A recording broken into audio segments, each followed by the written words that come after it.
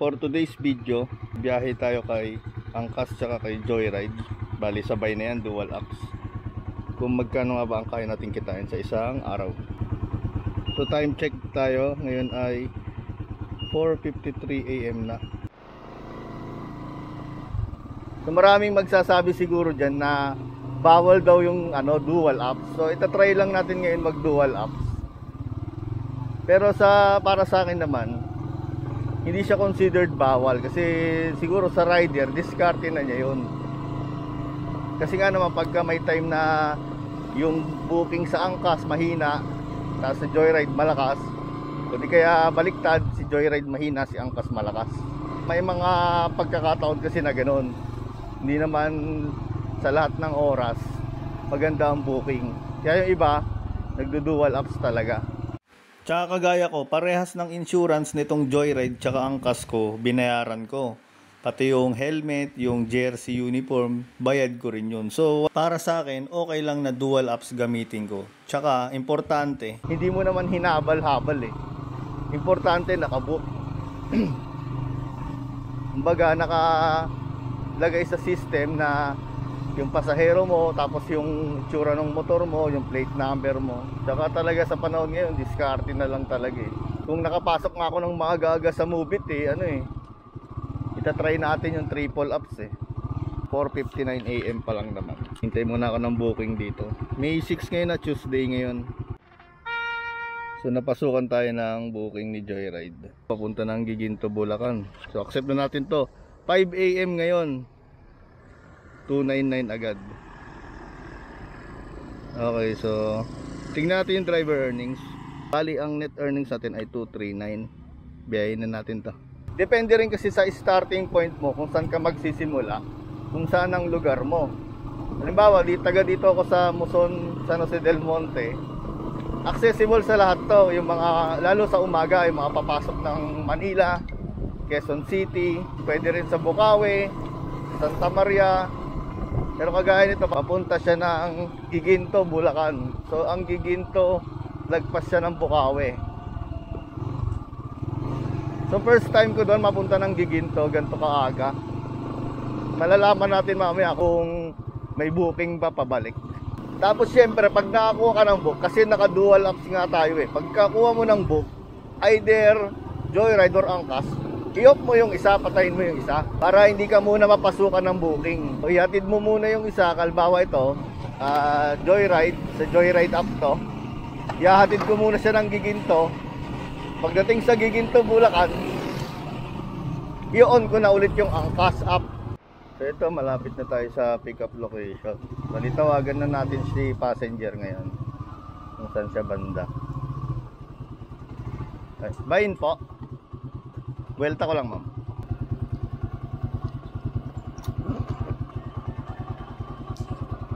$21 kilometers.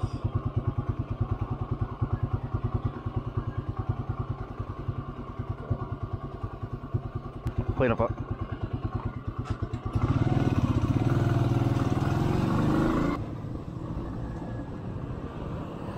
Dito, ma'am.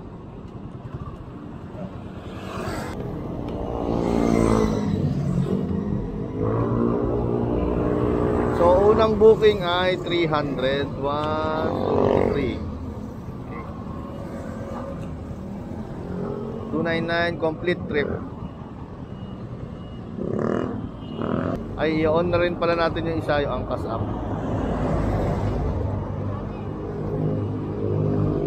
Yan. Time check tayo ngayon, 5:49 AM. Pumasok ko 2:31, accept na agad natin yan. Napunta na Brooklyn Heights. So gagawin natin, next muna natin si passenger. Napakilala kayo, Joyride, tapos papunta na, sasabihin niya papunta na kayo. Kasi off natin si Angkas.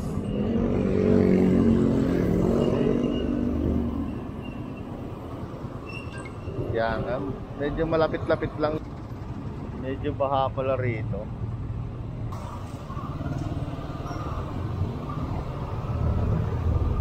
Yeah.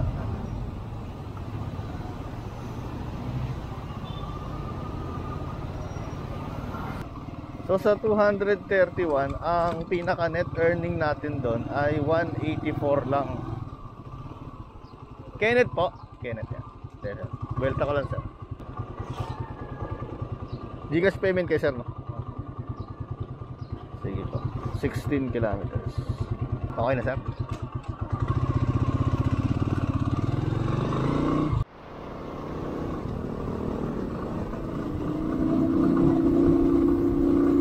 Dito ba entrance sir? Saan dito sir?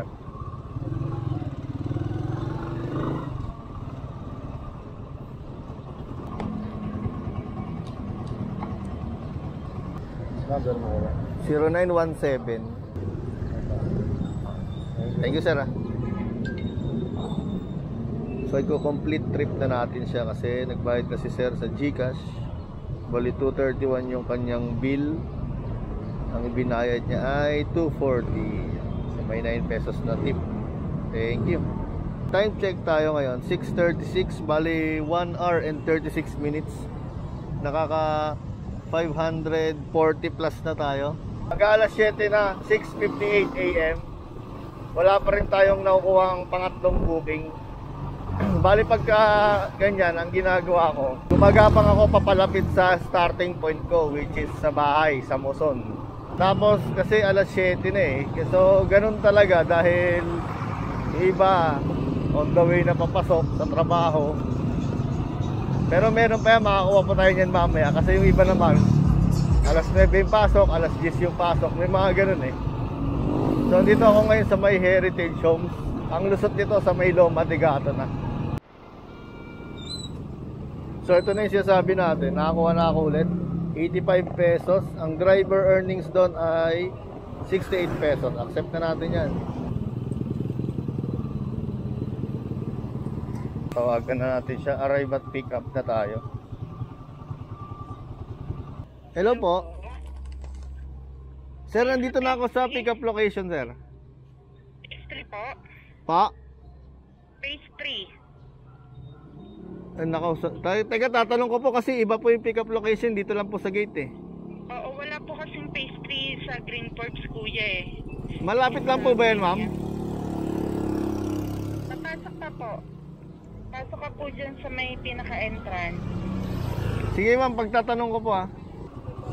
At saan po yung phase 3? Po. Phase 3 po. Pwede po kayong kumaliwa dyan. Tapos diretso lang po. Tapos may makikita kayong gate papasok. Okay. Diretso lang kayo hanggat hindi nyo nakikita yung gate ha na isa.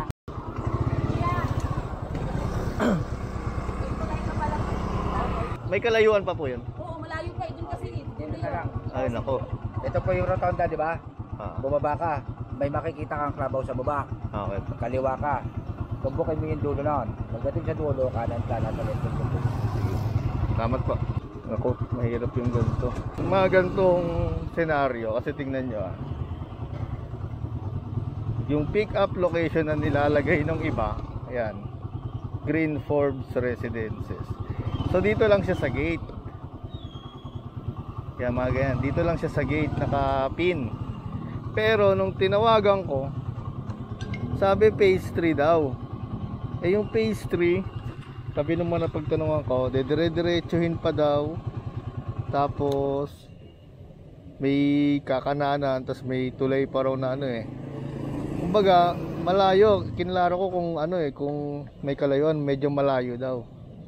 So mali na yon. Dapat ang ginagawa ng pasahero, i-ano mo yung exact location mo. Kasi nakikita naman sa mapa yan, sa system. So ito, ipapakancel natin to. So sa driver issue, ilalagay natin na ano, wrong pin, subject, wrong pin. Yan. Tapos lagyan natin dito yung description. Gawin natin pa-cancel po. Iba ang pin location sa actual. May kalayuan pa. Yan. Tapos okay na yan. Submit natin. Hintayin na natin ma-cancel yan.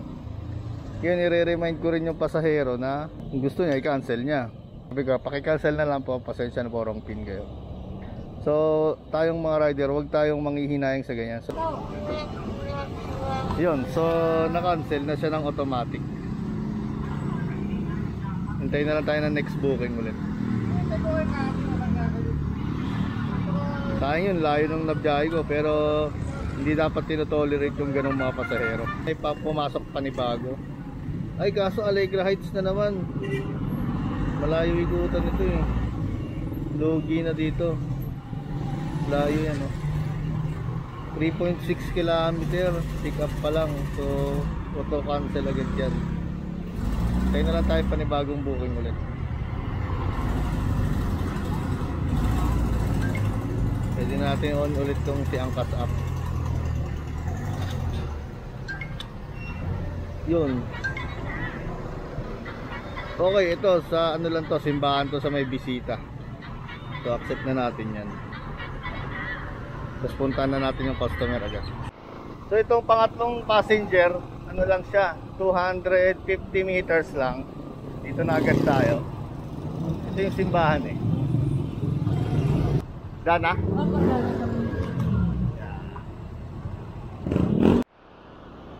25.6 km. Dito na yun, ma'am. Apa. Okay, ma'am, 13 po. Ay, yung gamit nyo ba?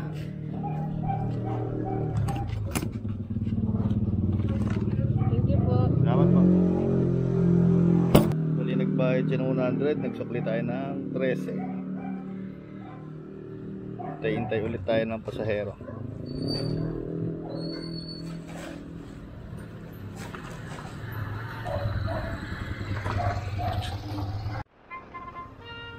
So meron ulit Pure Gold Junior 59 pesos.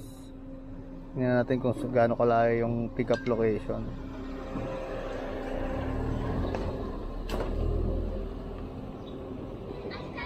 Tapos meron ulit Marilao, may Kawayan Kamalig. So ito na lang, accept ko yung 69. Itong Joyride, ay wala na, nag-lock na yung screen eh. So yun, pwede ka mamili kung anong gusto mo. Pero sa Angkas kasi pag nag-ignore ka, bababa yung rating mo. So sa Angkas ulit tayo nakakuha.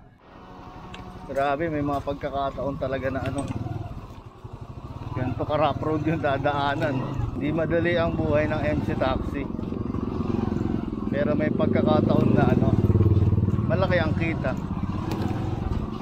Pero hindi ganun kadali. Ken po. Ayan. Saan po tayo daan sa may industrial? Sige ma'am, turo mo na lang. Okay po.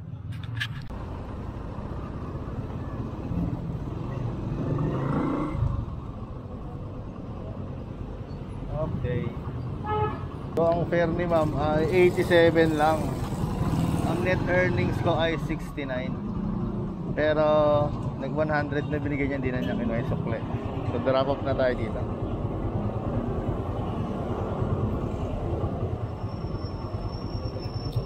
So alas 8 na ng umaga. Bali nakakaapat na booking pa lang ako. Dalawa sa Joyride, dalawa sa Angkas. Pumasok na booking. Bagbagin, may Kawayan, papunta ng Novaliches, 232. So kunin natin to. Joyride to. Hello po. Dito sa may barangay hall, ma'am, yung may I Love Bagbagin.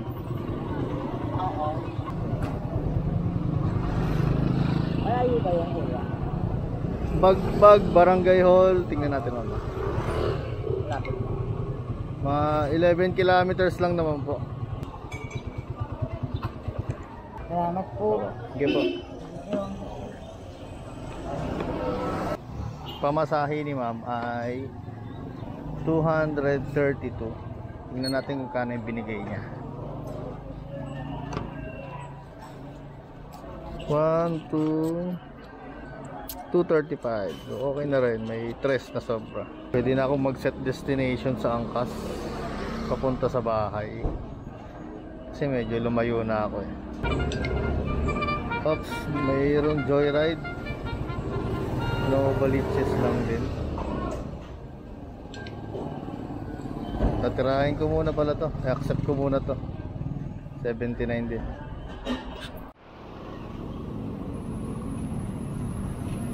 Sa Joyride pa.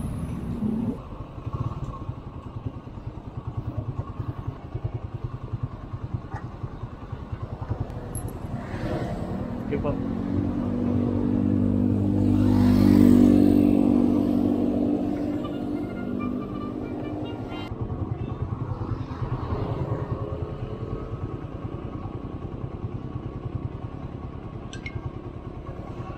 Malapit-lapit lang siya. Boss Elmer,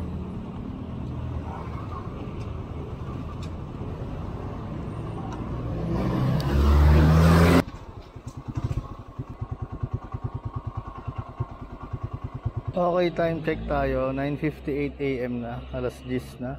Nakakalimang booking na tayo kay Joyride. Tapos kay Angkas naman. Kay Angkas 2 booking. So 7 booking. Bali magsiset destination na ako kay Angkas. Papunta sa bahay na to.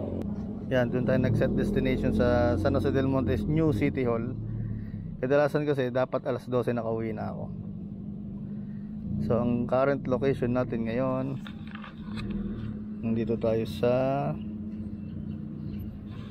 malapit sa Caloocan de Paro. Yan, Pure Gold de Paro ang pinakamalapit. So hintay-hintay lang tayo ng booking. Okay, so nandito tayo sa bagong silang. Nakaabot na tayo dito sa may Roden gasoline station. Tapos wala pa rin pumapasok. Ibig sabihin yan, uwian na. I-off ko na yan. So ang final natin sa Joyride, naka-6 na biyahe tayo. Tapos i-off ko na rin sa Angkas. Sa Angkas naman, naka-2 biyahe tayo. So papagas tayo dito ngayon, full tank, para malaman natin kung magkano yung malinis na kinita natin ngayong araw. Sa loob lang ng 5 hours and 17 minutes. Unleaded, full tank.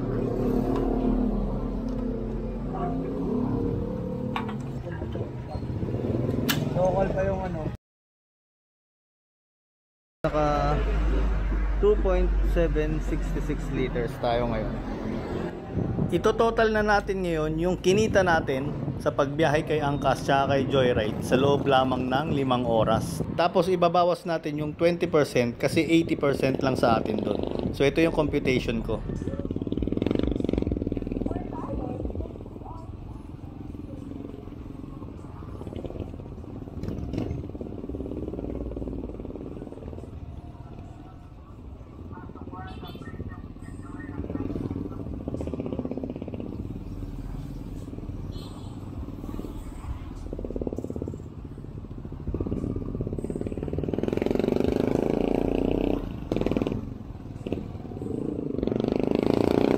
Nakita natin yung total ay 1,067 pesos.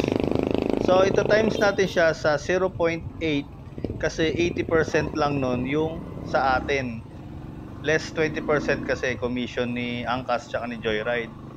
Yan, nakita natin na meron tayong 853. I-minus ngayon natin yung pinagasolina natin na 130 pesos. So malinis, nakaka 723 pesos tayo sa loob ng 5 oras. Kaya malaki talaga ang chance na sa maghapon kaya mong kumita ng malinis na 1,000 hanggang 1,500. Yung mga tip, yung mga sobra sa bayad, hindi ko na sinama sa computation yon, bali pangkain na lang yon. Ito naman yung fuel consumption ko ngayon, yung 1,787 odometer ko yan ngayon na nagpa-full tank ako. Tapos yung 1,665 naman odometer yan kahapon, yung huling full tank. So pag minus mo siya, naka 122 kilometers ako. Tapos naka 2.766 liters ako na nakonsumo ng gasolina ngayon. So yung 122 kilometers divide by 2.766, lumalabas nakaka 44 kilometers per liter ang fuel consumption ni Skygo King 150. Goods na yan.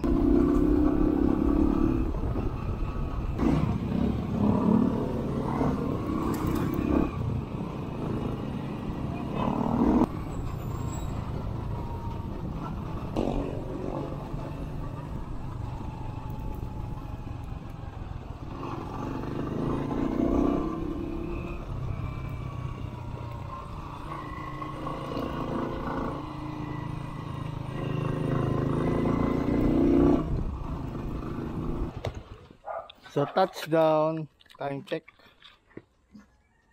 10:32 AM, May 6.